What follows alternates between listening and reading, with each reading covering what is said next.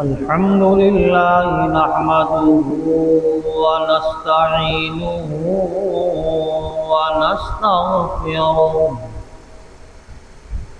ونعوذ بالله من شرور أنفسنا ومن سيئات أعمالنا من يهده الله فلا مضل له ومن يضلله فلا هادي له ونشهد أن لا إله إلا الله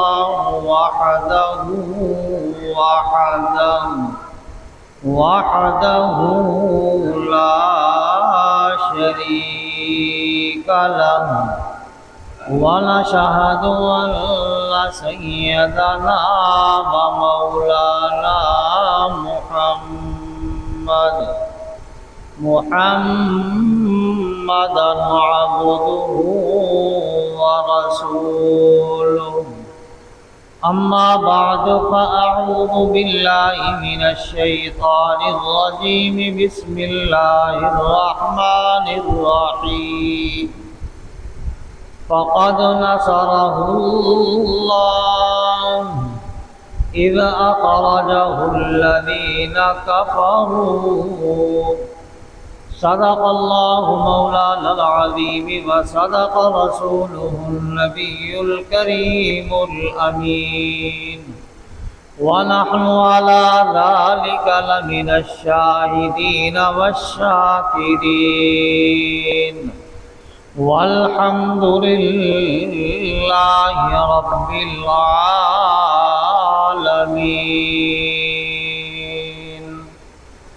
إن الله وملائكته يصلون على النبي يا أيها الذين آمنوا صلوا عليه وسلموا تسلیما سارے حضرات بآواز بلند نماز والا درود پاک پڑھیں اللهم صل على محمد وعلى آل محمد كما صليت على إبراهيم وعلى آل إبراهيم إنك حميد مجيد اللهم بارك على محمد وعلى آل محمد كما باركت على إبراهيم وعلى آل إبراهيم إنك حميد مجيد يا صاحب الجمال ويا سيد البشر من وجهك المنير لقد نور القمر لا يمكن الثناء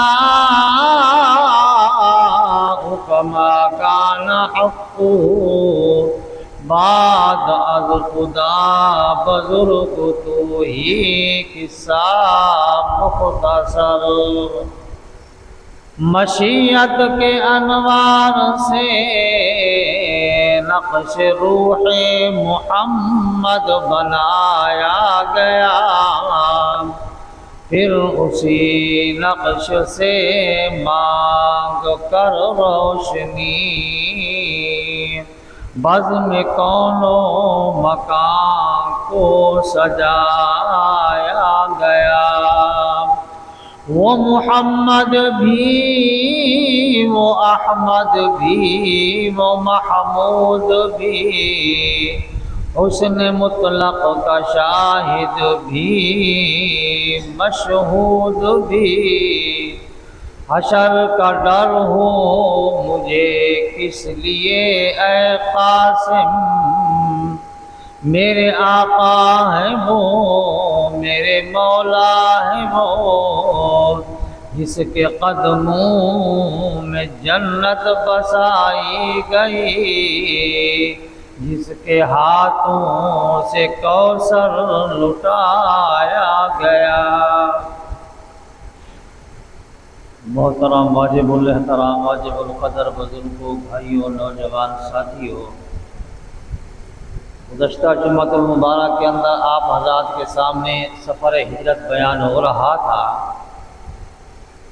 اور میں نے کہا تھا کہ اللہ پاک سے دعا فرمائیں کہ اللہ رب العزت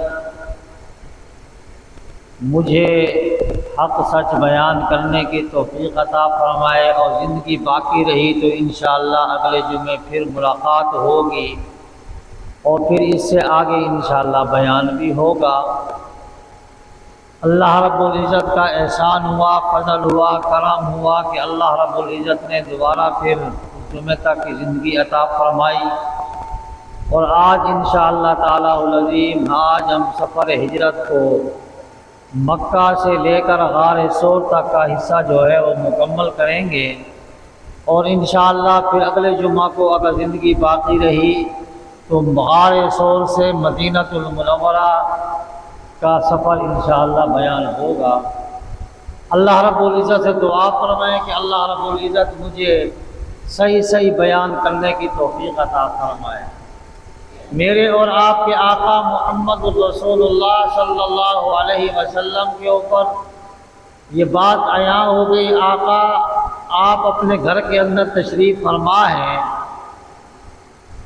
اور مشرکین مکہ والے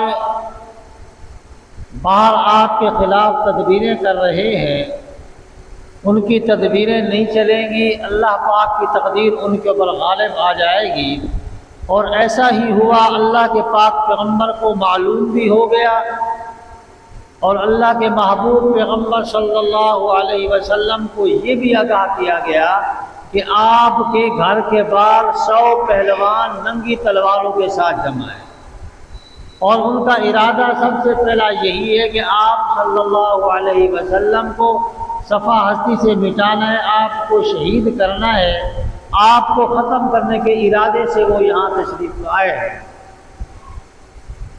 اب اللہ کے پاک پیغمبر صلی اللہ علیہ وسلم صرف 2 آدمی اپنے مکان کے اندر موجود ہیں، ایک نبی ہے، دوسرا علی ہے۔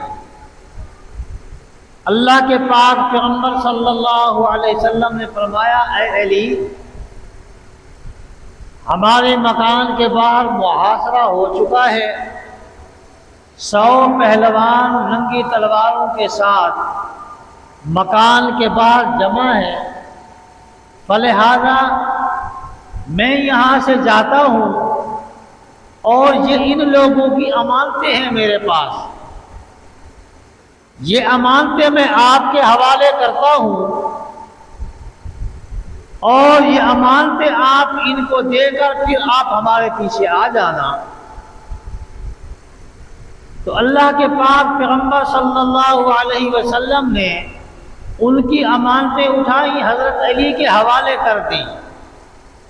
آقا علیہ السلام نے اپنا بستر علی کے حوالے کر دیا، اپنے سبز رنگ کی چادر حضرت علی مرتضی رضی اللہ تعالی عنہ کے حوالے کر دی کہ اے علی، آپ میری یہ چادر اوڑھیں، میرے بستر پر سو جائیں، اور ان لوگوں کی امانتیں ہیں، ان کی امانتیں یہ اپنے پاس رکھ لیں، اور پھر ان کی امانتیں حوالے کر کے آپ مدینہ الرسول کے اندر تشریف لے آئے۔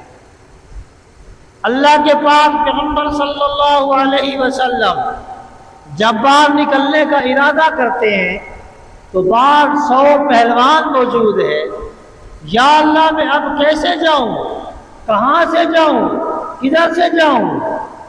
اللہ پاک نے فرمایا کہ اے میرے محبوب، آپ زمین سے مٹی اٹھائیں، مٹی اٹھا کر ان کی طرف پھینکیں، اور مٹی پھینکنا آپ کا کام ہوگا، ان کو اندھا کرنا میرا کام ہوگا۔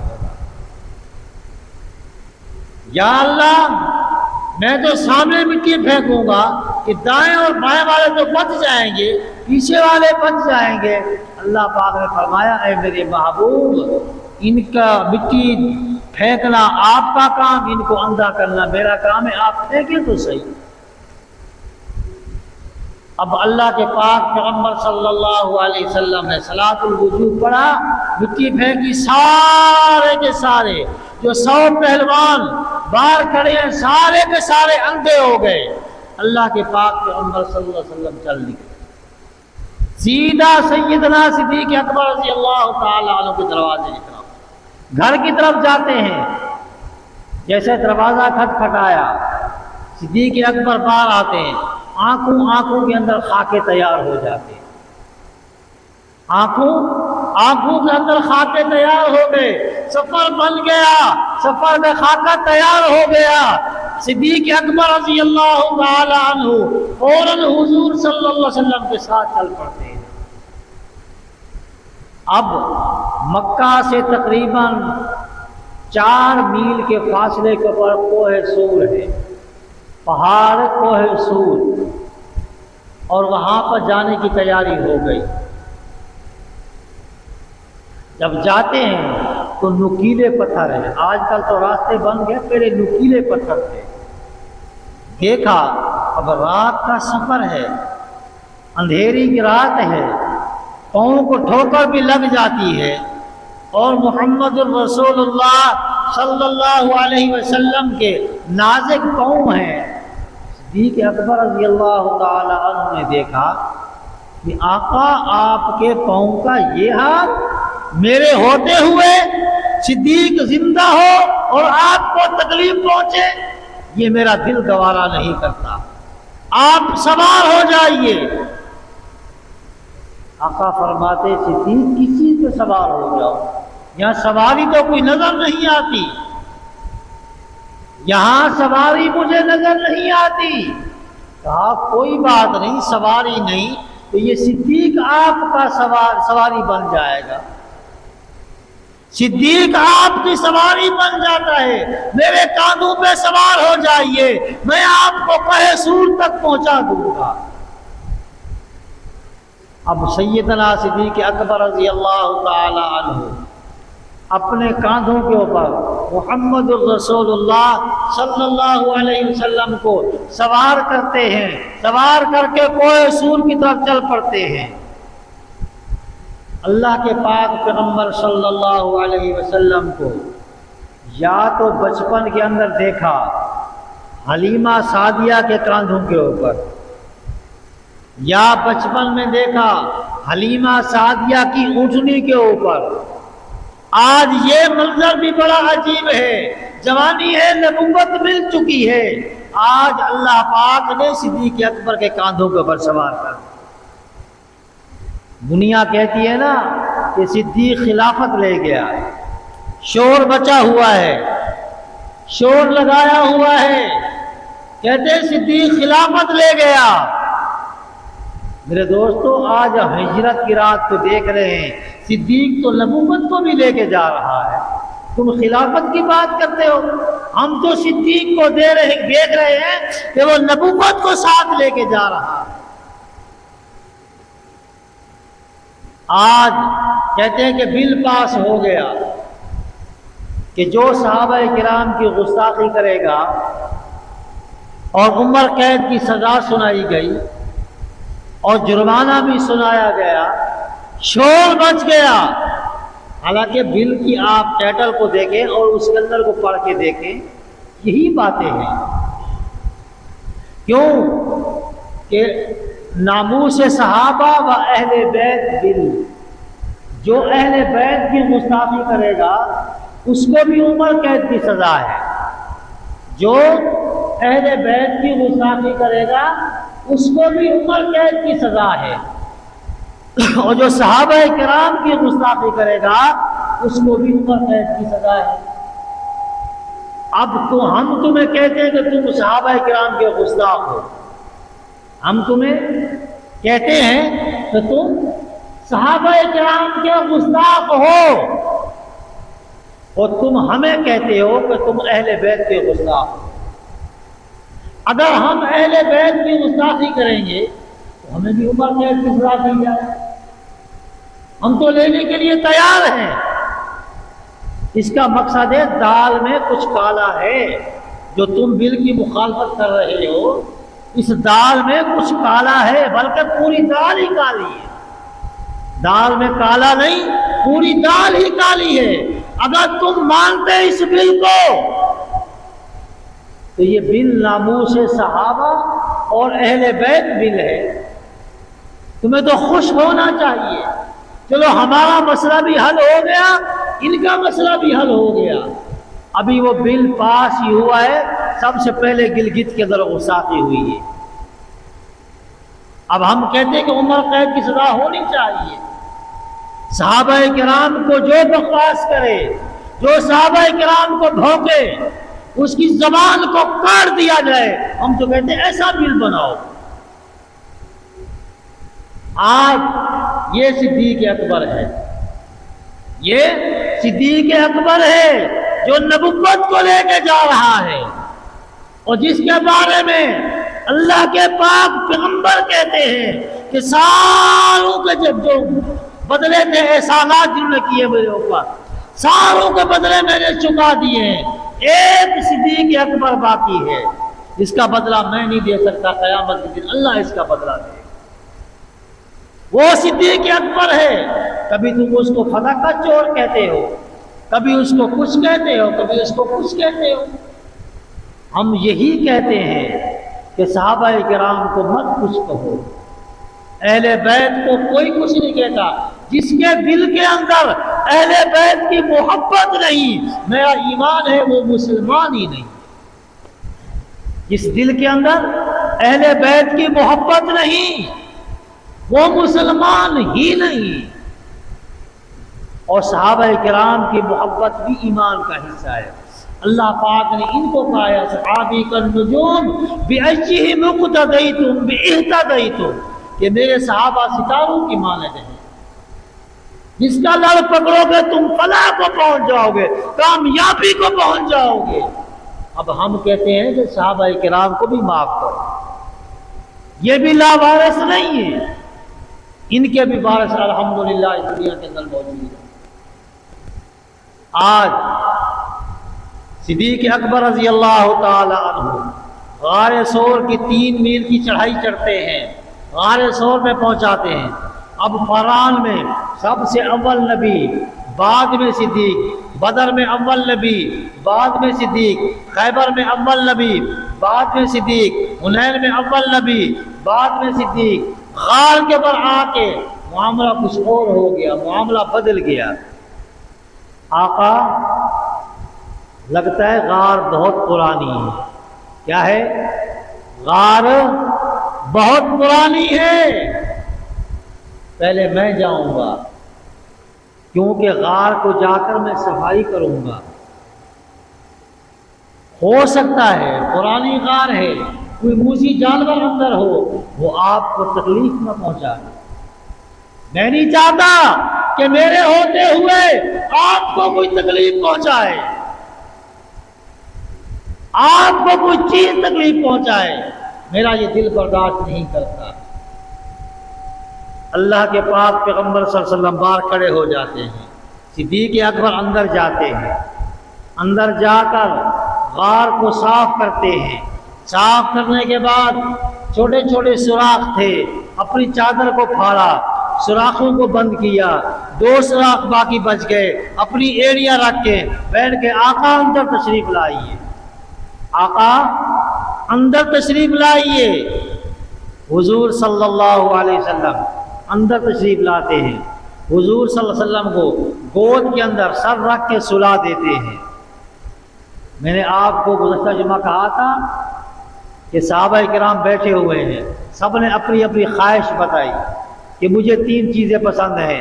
صدیق اکبر نے فرمایا کہ مجھے 3 چیزیں پسند ہیں، فاروق اعظم نے فرمایا کہ مجھے 3 چیزیں پسند ہیں، عثمان غنی نے فرمایا مجھے 3 چیزیں پسند ہیں، حضرت علی نے فرمایا مجھے 3 چیزیں پسند ہیں۔ صدیق اکبر رضی اللہ تعالیٰ عنہ کی پسند دیکھیں، انفاق مالی علی امرک، سب سے پہلی خواہش تو میری یہ ہے مجھے پسند یہ ہے کہ آپ کا حکم ہو اور میں آپ کے حکم کے مطابق سارا مال آپ کے کہنے کے اوپر خرچ کرتا جاؤں، اللہ کے راستے میں خرچ کرتا ہوں، یہ میری پسند ہے۔ دوسری پسند النظر الی وجہک، النظر الی وجہک، آقا آپ کا چہرہ انور ہو اور میری نظریں ہوں، آپ کا چہرہ ہو اور میری نظریں ہوں اور میں آپ کو دیکھتا رہوں، تیسرا کوئی نہ ہو۔ اللہ پاک نے وہ خواہش پوری کر دی، اللہ پاک نے وہ خواہش پوری کر دی۔ 3 دن اور 3 راتیں محمد الرسول اللہ صلی اللہ علیہ وسلم کو گود کے اندر سلا کر، آقا علیہ الصلوۃ والسلام گود کے اندر ہے، سیدنا صدیق اکبر رضی اللہ تعالی عنہ کی نظریں۔ اب ایک ایسا وقت بھی آیا، اب وہ وقت بھی بڑا عجیب وقت ہے، مسجد نبوی کا گیٹ ہے، سیدنا فاروق اعظم رضی اللہ تعالی عنہ آتے ہیں، دیکھا کہ صدیق اکبر آ رہے ہیں، مسجد کے گیٹ کے اوپر کھڑے ہو جاتے ہیں اور ہاتھوں کو یوں کر لیتے ہیں، کہا آپ رک جائیں۔ کیوں فاروق اعظم، کیا بات ہے؟ کہا آپ سے میرا ایک سوال ہے، ایک التجا ہے، اور آج آپ سے میں ایک چیز مانگنا چاہتا ہوں اور امید ہے کہ آپ مجھے وہ دے دیں۔ فرمایا بتاؤ۔ کہا کہ جو چیز آپ مانگنا چاہتے ہو وہ میں آپ کو دیتا نہیں۔ ساتھ میں بندہ کھڑا ہوا ہے، کہتا ہے کہ اے صدیق اکبر، آپ کو معلوم ہے کہ یہ شخص کون ہے؟ کہا ہاں مجھے معلوم ہے، باقی جتنے صحابہ کرام ہیں سارے مرید مصطفیٰ ہیں، سارے کیا ہیں؟ مرید مصطفیٰ ہیں۔ یہ فاروق اعظم وہ صحابی ہے جو مراد مصطفیٰ ہے۔ کہا پھر آپ اس کو جانتے ہوئے آپ سے یہ کوئی چیز طلب کر رہا ہے، آپ اس کو کیوں نہیں دیتے؟ کہا کہ وہ چیز میں اس کو دے نہیں سکتا۔ اور ایسا وقت بھی آیا ایک مرتبہ اما عائشہ صدیقہ رضی اللہ تعالی عنہ فرماتی ہے کہ میں اور آقا محمد الرسول اللہ صلی اللہ علیہ وسلم اکٹھے سوئے ہوئے تھے، تو میری آسمان کے ستاروں کے اوپر نظر پڑی۔ جب میں نے ان کو دیکھا تو میں نے آقا سے سوال کیا، آقا آپ مجھے یہ بتائیں کہ اتنی ستاروں کی مانند بھی کسی کی نیکیاں ہوں گی؟ تو آقا علیہ السلام فرمایا کہ ہاں ہیں۔ کس کی ہے؟ تو اما عائشہ صدیقہ رضی اللہ تعالی عنہ فرمانے لگی کہ میرے دل کے اندر یہ خیال آیا کہ میں نے کہا کہ میرے ابا کے بارے میں کہیں، میرے ابا کے بارے میں یہ کہیں گے کہ صدیق اکبر رضی اللہ تعالی عنہ کی یہ اتنی نیکیاں ہیں۔ فرمایا فاروق اعظم رضی اللہ تعالی عنہ کی اتنی نیکیاں ہیں۔ اما عائشہ صدیقہ رضی اللہ تعالی عنہ مغموم ہو گئی، پریشان ہو گئی، کہا کہ لگتا ہے کہ میرے ابا کی نیکیاں کم ہیں۔ کیا فرمایا؟ کہ میرے ابا کی نیکیاں کم ہیں۔ فرمایا عائشہ مجھے لگتا ہے کہ تو پریشان ہو گئی ہے، تو نے یہی دل کے اندر خیال کیا کہ میرے ابا کے بارے میں یہ کہیں گے کہ میرے ابا کی نیکیاں ستاروں کی مانند ہیں۔ فرمایا آپ کے ابا کی 3 رات کی جو نیکیاں ہیں وہ فاروق اعظم رضی اللہ تعالی عنہ کی نیکیوں کے برابر ہیں، اور نیکیاں اس کی الگ ہیں۔ تو فاروق اعظم رضی اللہ تعالی عنہ کھڑے ہو جاتے ہیں، فرمایا صدیق میں آپ سے پوری زندگی کا سودا کرنا چاہتا ہوں، پوری زندگی کی نیکیاں دینا چاہتا ہوں، میں آپ سے 1 رات غار ثور والی لینا چاہتا ہوں، آپ مجھے وہ 1 رات عنایت کر دے، میں آپ کو ساری زندگی کی نیکیاں دینا چاہتا ہوں۔ صدیق اکبر رضی اللہ تعالی عنہ فرماتے ہیں اے فاروق اعظم میرے پاس اور ہے ہی کیا، وہی 3 راتیں میرے پاس ہیں، باقی تو میں نے کمایا ہی کچھ نہیں، وہ 3 راتیں میرے پاس ہیں، وہ آپ کو دے دوں، میرے پاس کیا بچے گا؟ تو میرے دوستوں اور بزرگوں، اللہ پاک سے دعا فرمائیں کہ اللہ رب العزت مجھے اور آپ کو، تمام مسلمانوں کو، حضور صلی اللہ علیہ وسلم کا پکا سچا غلام بنائے، اور ایسی ہی محبت عطا فرمائے جیسی محبت اللہ پاک نے سیدنا صدیق اکبر رضی اللہ تعالیٰ عنہ کے دل کے اندر ڈالی۔ وآخر دعوانا ان الحمد للہ رب العالمین۔